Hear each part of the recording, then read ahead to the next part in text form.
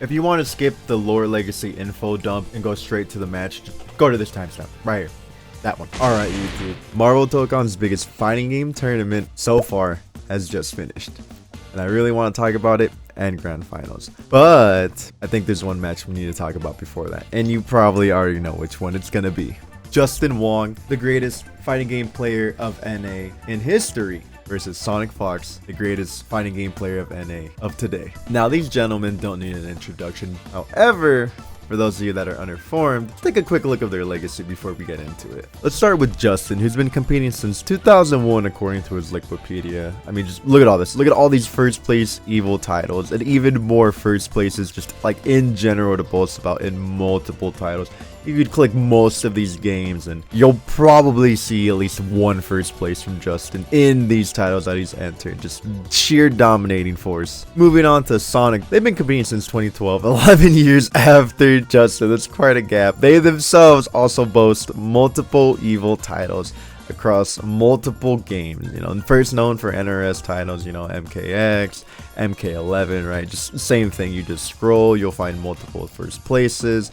You know, coming into Dragon Ball, these guys are insane. You're probably thinking, that's great and all, but why is it important? Why are you making a video about this? I think there's a discussion to be had, similar to the effect of DBFZ during its initial release, of how all these players from multiple backgrounds are congregating to one spot, and the level of impact that was left due to this. We fondly remember the first years of DBFZ. We had the whole Goichi versus Sonic arc,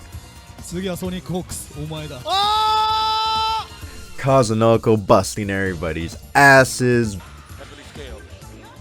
Oh, and he delays it. That'll just set them up. Air dash to the front.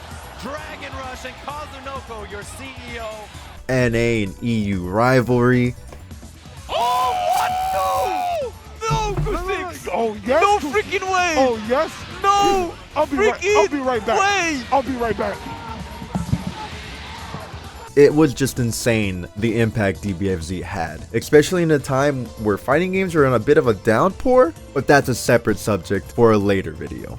I truly think we could be in another era where this could happen again. Perhaps not in the same standard, but something really close to it.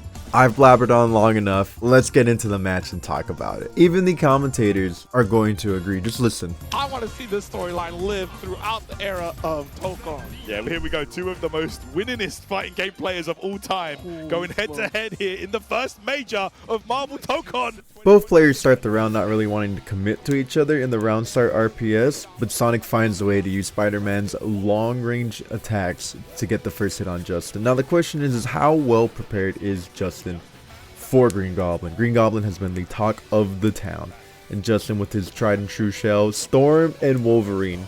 Now we all know Storm, highly considered a top 3 character, versus Goblin, who some are considering top 1 at the moment. Alright, looking like Sonic is going to take the first round. Pretty clean, pretty clean. How does Justin adjust? Justin manages to find himself a clean hit with Storm in the corner, opting to wall break to build his team to get another assist gauge here, putting on the pressure to Sonic, just keeping him pinned down, swapping into Wolverine. Great tech from Sonic there. Justin manages to keep up the relentless pressure with Wolvie, forcing a guard cancel from Sonic, but with his clean movement happens to find another hit into another wall break. After a bit of a scramble and Justin getting a read on Sonic level 3, he manages to take the second round. Third round in, Sonic manages to corner Justin, mix him up with the overhead from Goblin, and just look at this. Non-stop mix, knockdown, pressure, wash, rinse, repeat. That is the game plan. Drops it, doesn't matter too much due to Justin still being in the corner. And of course, it's Sonic.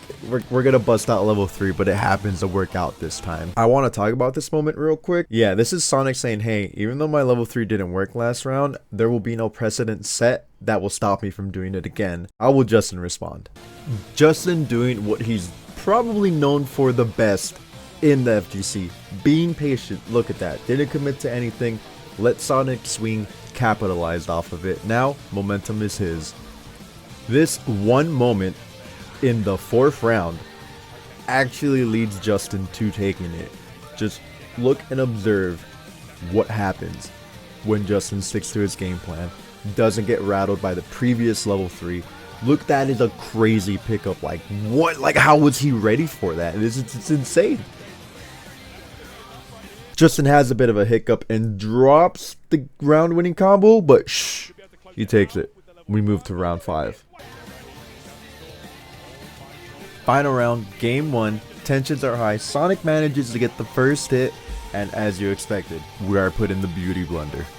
Sonic sets up the knockdown, sets up the Oki. The question is, can Justin get out? Wake up counter from Justin, spectacular. What can he do with it?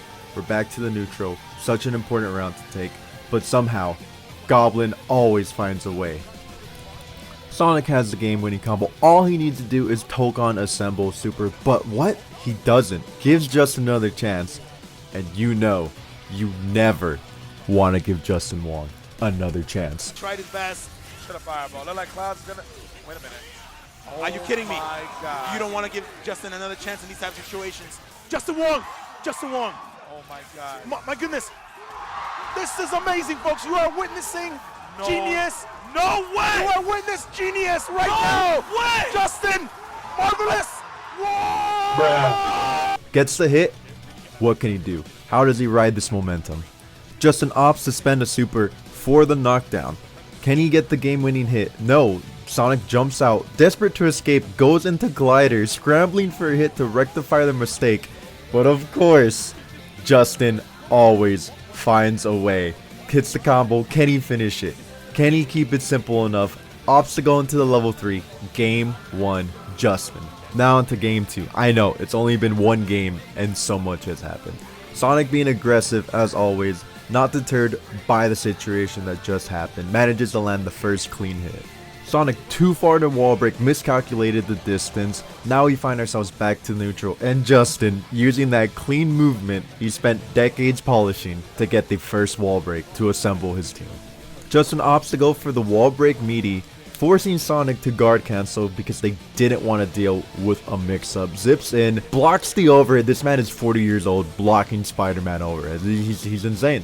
After a short scramble in the neutral, Sonic manages to find the round-winning hit. Round 2, Sonic manages to get the first engagement, opens up Justin. After all, he is only a mortal man. Sonic wall breaks, builds the team. Baits Justin into throw using Goblin to cover the miss, converts off of it, breaks the wall once again. Sonic is just doing everything correctly. Round 2, maybe he has found his stride. Runs in, catches Justin, trying moving to get out, finds himself landing a perfect in the second round. Despite that clutch comeback, game 1 from Justin, all routes lead to Goblin mix. Sonicfox taking the second game very convincingly.